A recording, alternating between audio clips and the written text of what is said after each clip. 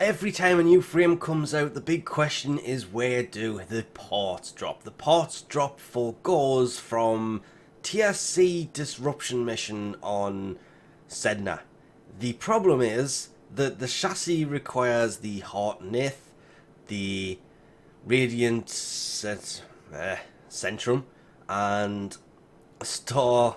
Yeah, it all requires expensive mining materials such as Radiant Zodian for systems, the Thirst for it as well. Yeah, I looked at this and went, really? The Neuroptics is the only one that doesn't require an insane amount of rare materials. The other ones require rare mining materials from the plains and Orb Vallis. But he does come loaded with a dash aura, a dash in the Exiler slot, a V polarity and a D polarity as standard. There's parts available of course from the Kelpie Disruption mission on Sedna. It's one of the last nodes. It's actually quite fun to do. There's always seems to be people there. The parts just don't really drop that often. Neither do the weapons that also drop from similar kind of nodes. This one should drop them. His first ability, the Mach Rush, being, as it describes it, burst into hyper sprint, blowing over enemies and charging the battery.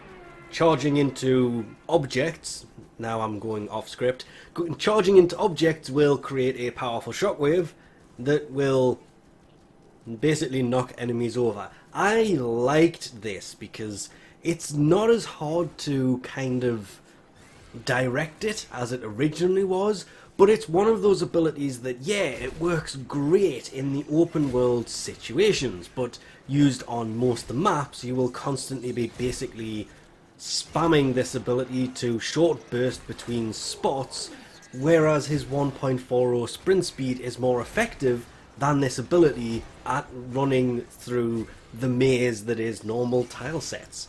Kinetic Plating, being his second ability, works exactly as it sounds. It creates a kinetic plating that absorbs kinetic damage, incoming kinetic damage. It does say that it includes physical, heat, cold, and blast. That to me just sounds completely weird. Mainly because it protects him from being staggered or knocked over. But the damage resistance that this adds depends on the level of the battery. If you have the battery maxed, you will have a higher resistance than if you activate this ability and have a lower battery charge, which makes sense. This guy's basically just a running Duracell. Or I guess you could say he's a running Energizer Bunny. There's lots of different ways you can put this, but I like this ability because it creates a damage resistance, considering he doesn't have the best health and shields in the world.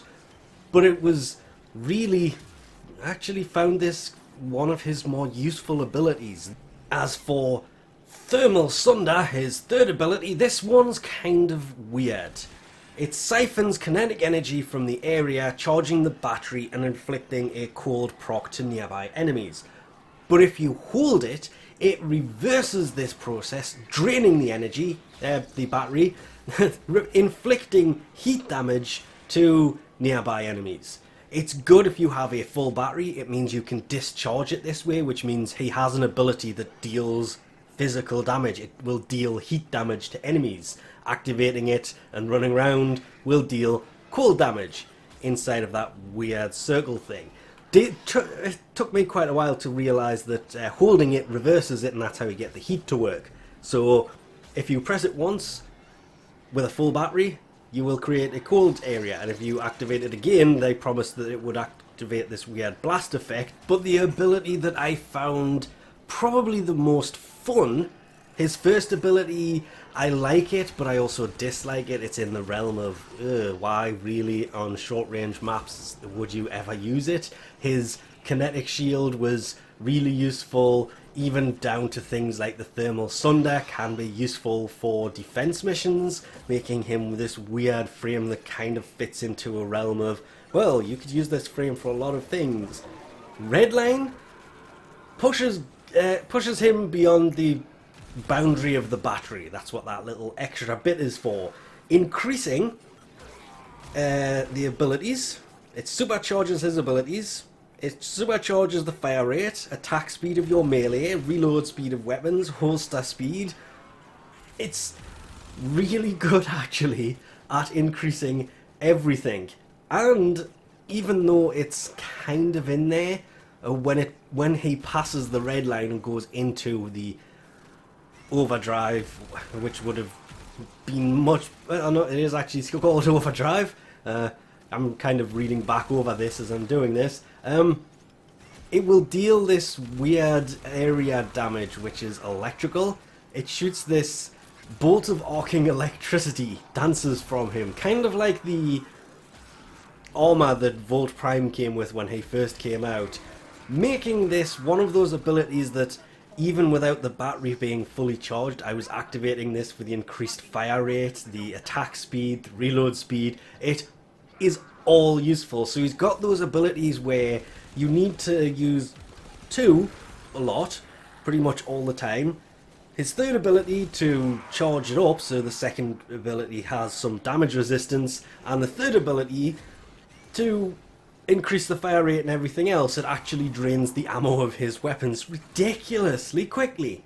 And I'll be the first to admit, when it came to actually setting up a build on him, I went one former too many. I added 2 dashes and a V, and I put in absolutely no sprint speed mods whatsoever. Originally I had some, but I took it out and put in power drift for ability duration, as well as transient fortitude for ability strength. That's ability strength as well. I was thinking of duration. I added Auger Pact because that takes away that pretty much counters it, so Prime Continuity still gives it a 152% duration with 170% power strength, 145% range from just adding stretch. Streamline for, of course, efficiency. Vigor is the only health and shield mods I threw on him because Blind Rage wasn't going to work out too well, and I wanted to use Auger Secrets instead of this, but well, none of these mods actually fit there, and neither does that, which is a shame. I wish the Auger mods could go into the Exilus slot, but they couldn't.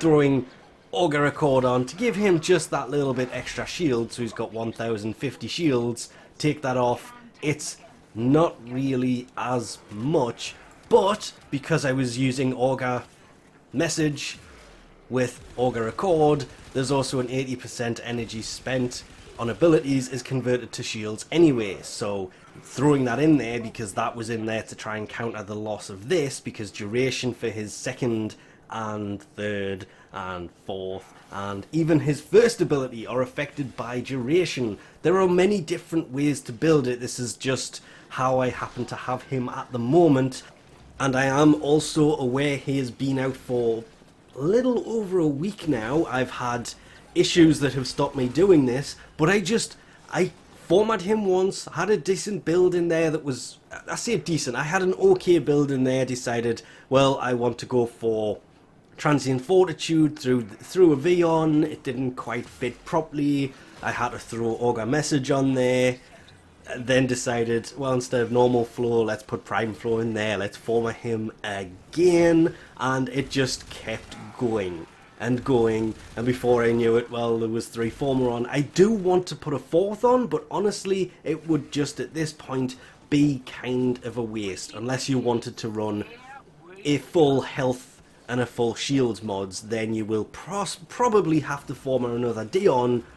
Again, it just depends how you use him to how you do this. This just happens to be the way I set him up, that kept duration, range, and power strength, with Streamline being in there giving a little bit of efficiency. It's not the best, but he does have over 1,000 shields, so not a great loss. He could be worse. Prime Vigor probably saved me on how I use him, but he turned out to be a really amazing frame actually. I still have him equipped.